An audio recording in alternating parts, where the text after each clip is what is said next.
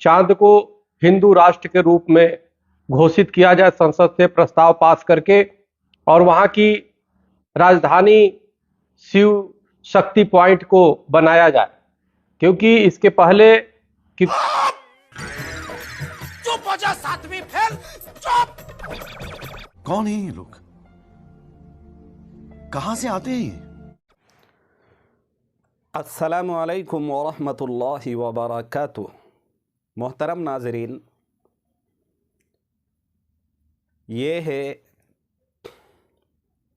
हमारे मुल्क अज़ीज़, वतन अज़ीज़, हमारे प्यारे मुल्क इंडिया के हिंदू समाज के चक्रपाणी महाराज जी।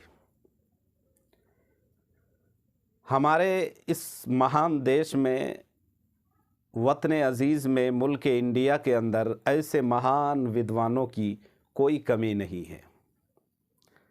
अब तक इन जैसे लोगों की ये मेहनत थी, ये कोशिश थी, इनकी पूरी लगन, पूरी मेहनत, पूरी सलाहियत ये खपा रहे थे, इन्वेस्ट कर रहे थे, अपनी तमाम तर मेहनतों को झोंक रहे थे इस पर कि हमारे इस प्यारे मुल्क को, प्यारे चमन को, इंडिया को हिंदू राष्ट्र घोषित करने और बनाने में।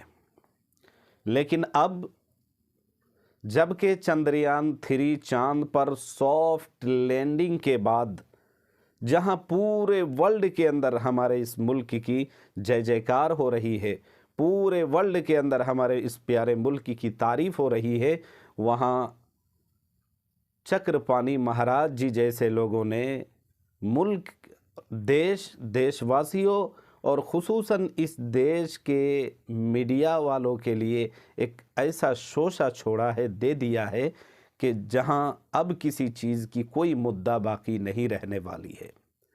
अब महंगाई ये मुद्दा नहीं है, गरीबी, बेरोज़गारी, भूखमरी, इसी तरीके से किसान का मसला, ये कोई चीज़ अब मुद्दा नहीं रह जाएगी, नहीं रहेगी। 8-10 दिनों के लिए एक गर्मा गर्म ऐसा मसाला, ऐसा शोशा दे छोड़ा है, ऐसा शोशा दे दिया है कि अब हमारे देश की मीडिया के लिए तो फिर बल्ले बल्ले, उनके क्या कहने, उनको तो एक गर्मा गर्म मसाला मिल गया है एक हफ्ता तक बिताने के लिए। लेकिन सवाल ये है कि चक्रपाणी महाराज जी जैसे लोगों की जहन पर हमें सोचना चाहिए कि किस तरह की ये जहन रखते हैं।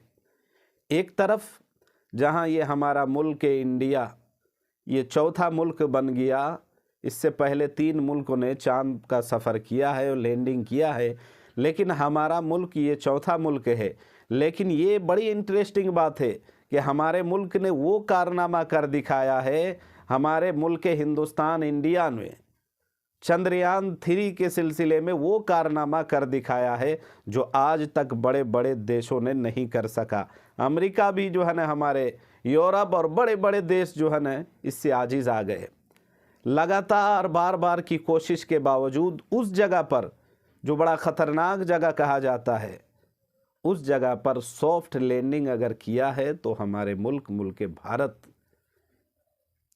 तो जहां हर तरफ जय जयकार, तारीफ़ें हो रही है, वहां चक्रपाणी महाराज जी जैसे लोगों की वजह से कहीं न कहीं मैं ये समझता हूं कि हमारे देश और देशवासियों की और देश में रहने वाले लोगों की थू भी कहीं न कहीं हो रही है इन जैसे लोगों के लिए।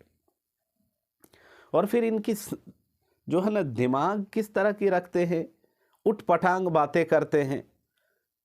हिंदू राष्ट्र की बात चल रही थी, अब चांद मोन जो है ना, चांद पर भी जो है ना राष्ट्र घोषित करने की बात कर रहे हैं कि ये हम मांग करेंगे मोदी जी से, ये कहेंगे कि संसद के अंदर और पार्लियामेंट के अंदर इस प्रस्ताव को पास करने के बाद चांद को हिंदू राष्ट्र घोषित कर दिया जाए। बताए कि सुनने में भी कैसी जो है ना, कैसे उठपटांग और बेपांव और हाथ वाली बात मालूम होती है। तो इस पर ज़्यादा मैं टिप्पणी कुछ नहीं करूँगा, एक्सपोज नहीं करूँगा, बल्कि महाराज जी का उन्हीं की कौम के लोगों ने बड़ा फिरकी ली है, बड़ा मजाक बनाया है।